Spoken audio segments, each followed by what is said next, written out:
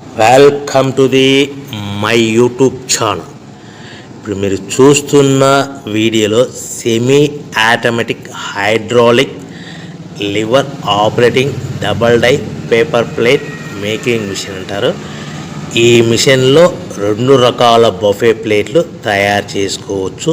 అవి కూడా square buffet ప్లేట్లు కానీ, ఎక్స్ట్రా డై కొనుక్కొని స్క్వేర్ బఫే ప్లేట్లు కానీ, రౌండ్ బఫే ప్లేట్లు కానీ తయారు చేసుకోవచ్చు. కానీ ఈ మిషన్లో ఎలాంటి టిఫిన్ ప్లేట్ అని, స్నాక్స్ ప్లేట్స్ అని, డోనా ప్లేట్స్ అని, పానీపూరి కప్పులని, టీ కప్పులని తయారు చేసుకోలేము.